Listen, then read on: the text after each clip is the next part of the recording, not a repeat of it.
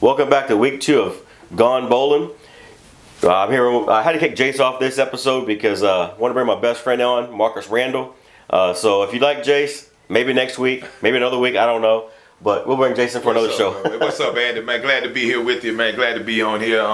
Going bowling.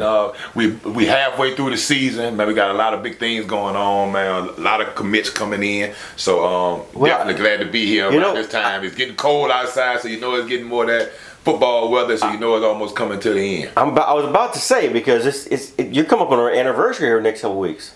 Wait, which anniversary? Oh, I know you're talking about. Yeah. I've been already seeing it. They're actually about to do a big 30 for 30 type of deal on.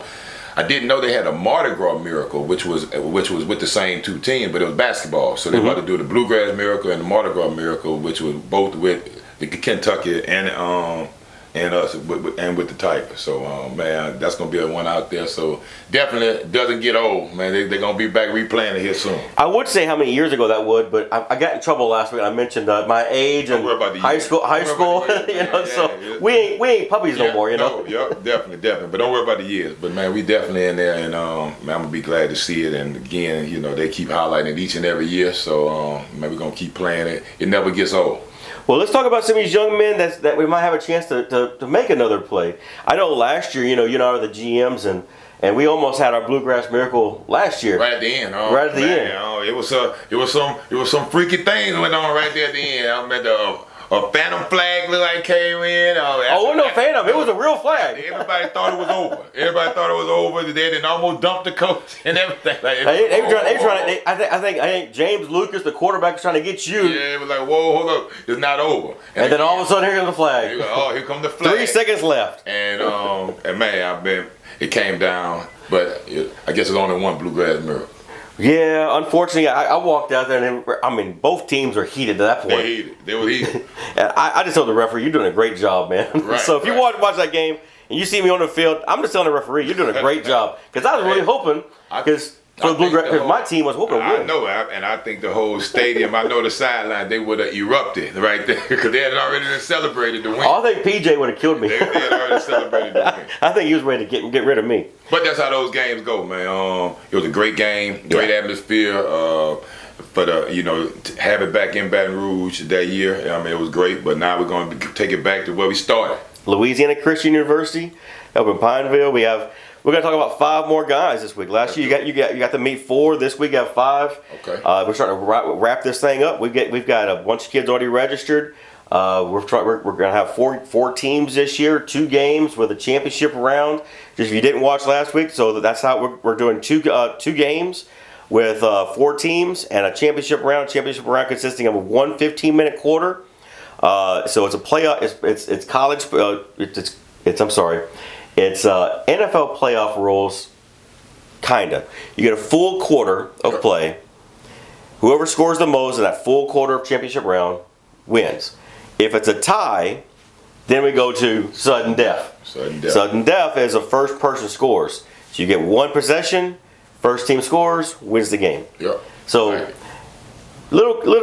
we were talking about a little competition there, It's gonna make those kickers relevant this year. Yep, definitely, man. I like that format because again, you have to come in and for one, adding the 4 teams in because every year since we've grown it, we've had so many different kids that we've had to say no to that wanted this opportunity, that wanted to have a chance to be seen one last time.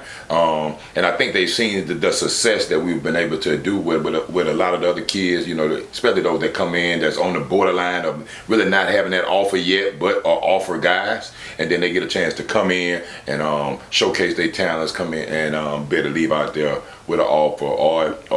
Or best yet, man, you get to come in and have a one last high school game, which really kind of gets you ready for the college game. So, well, we were talking about it a little while ago. A young man, last week or week before last, intercepted Nussmeier from LSU. Yeah.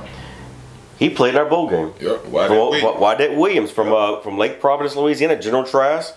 He wound up playing the bowl game, got an offer to play at Delta State, redshirt his freshman year, but wound up playing his freshman redshirt year.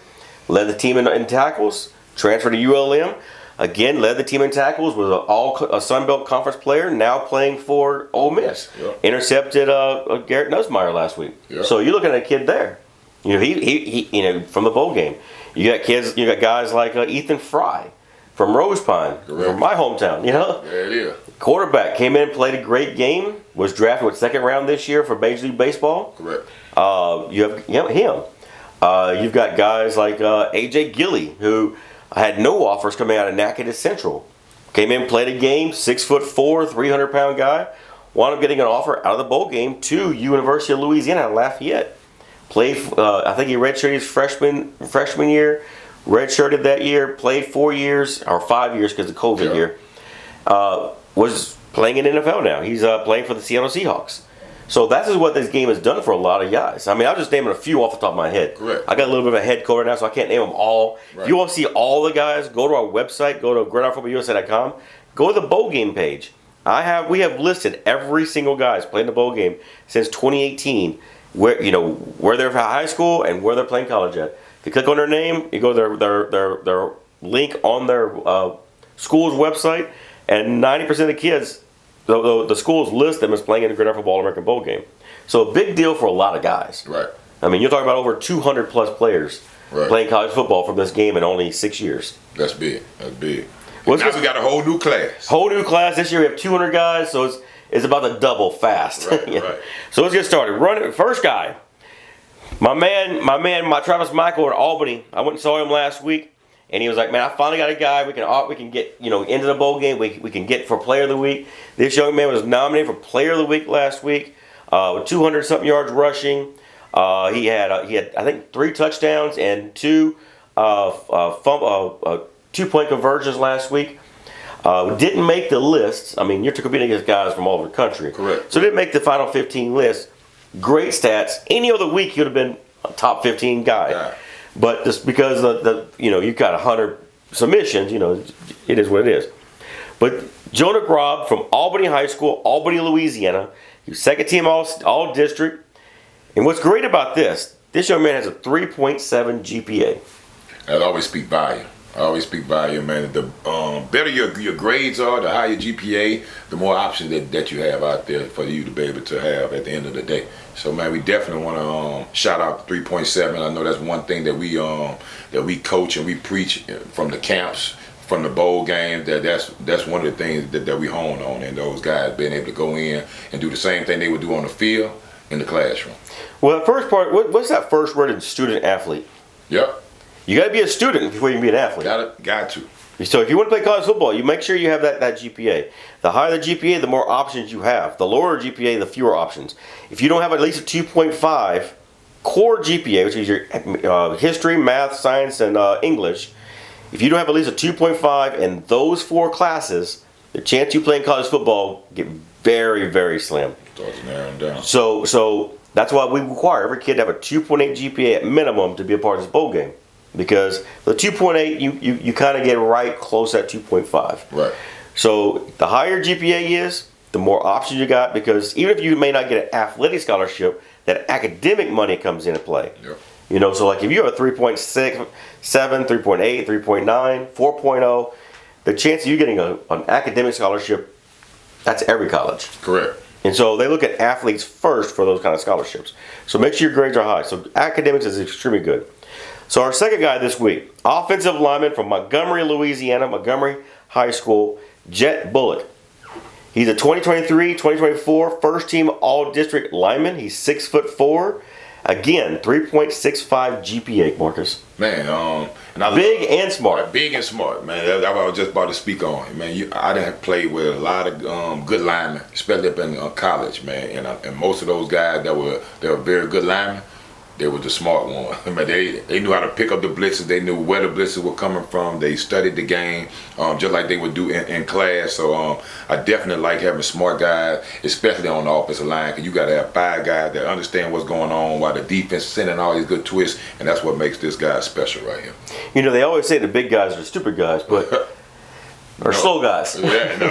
Maybe defensively, but offense, I need you better think. I need you better think, man. They so as a quarterback, you said you all want kind of stunts and stuff at you. So as a quarterback, when you get up and you start reading that 2-sentence paragraph or that paragraph of play out to them, correct. You want them to go understand. I need them to be able to take that in, see what's going on, see what I see, and then be able to execute that at the end of the day. And that's a big part of the game. If you can get your offensive line to work in a unit, and the smarter those guys are, probably the better your offense is going to be.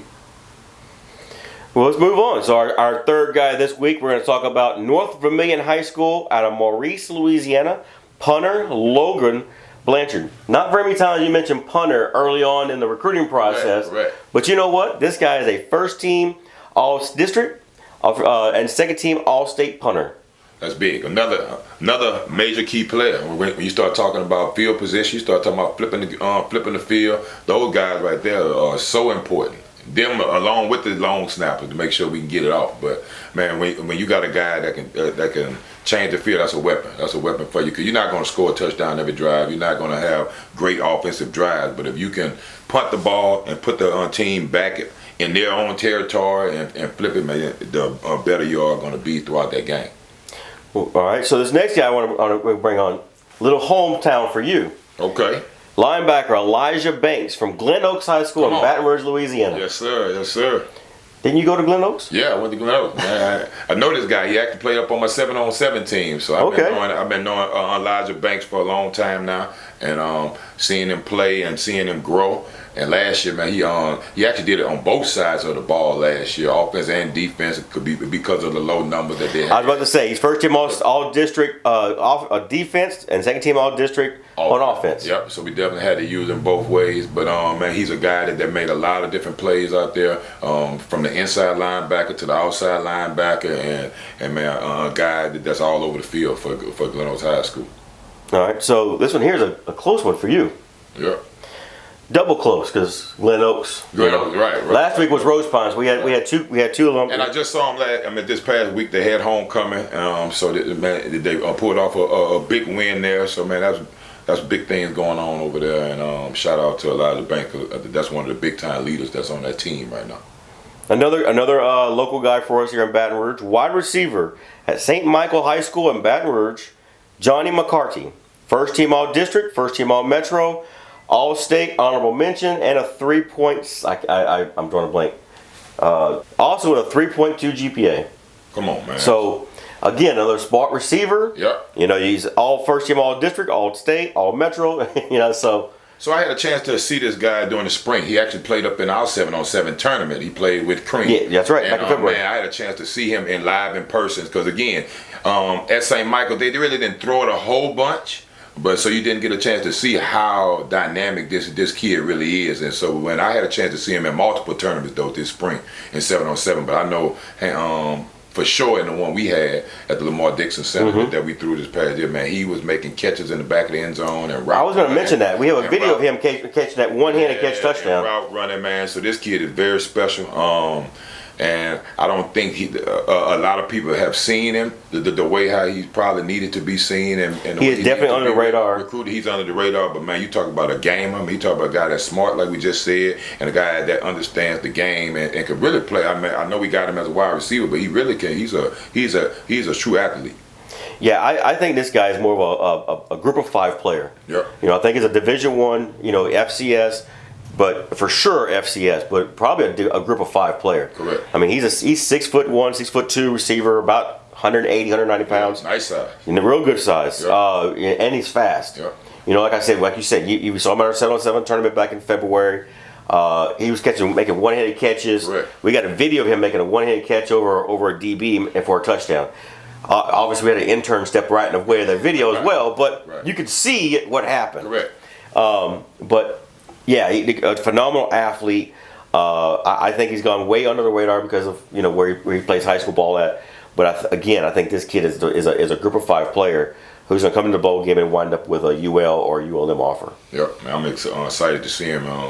And again, for him to be able to get out there, especially with the guys, and because a lot of times, man, you can't see who these guys really are until you put them in the environment with all the rest of these other guys. Because now you got a true quarterback. Now you got a true line. You don't have to just run whatever you have to do just to be successful at your high school, because you might not have all those pieces. But man, you get a chance to see this, and guys gonna come out, and I'm excited to see this guy come out and showcase his talents. Well, these are 5 more guys we've added to the roster for this year's game. I mean, as we're starting to move on, we're going to start moving, selecting 4, 5, 6 guys a week. for this game. So make sure you stay tuned to the show. Make sure you like and subscribe, to our channel that you're watching on YouTube, Facebook, or Instagram, TikTok, whatever you're watching this on. Make sure you subscribe and follow us, because that way you don't miss any of the matchups. We have a lot more guys coming. This year's bowl game is going to be massive. You talk about 200 prospects from across the country. I mean, it's going to be a massive, massive event coming into Pineville this year. Man, I can't wait to see it. Might be back in Pineville, back where we started. I'm excited about the things that's happening down there, and for us. And man, and we'll see them again next week with a few more names. Ready to go. Marcus, thanks for joining me. Always a pleasure to have you on the show. Right. Next week Jason will be back. He'll probably take my spot, and him and you. We'll flip it. Yeah. But thanks for watching, everybody. I'm Andy Bryson with Marcus Randall, the Bluegrass Miracle quarterback. Thanks for watching.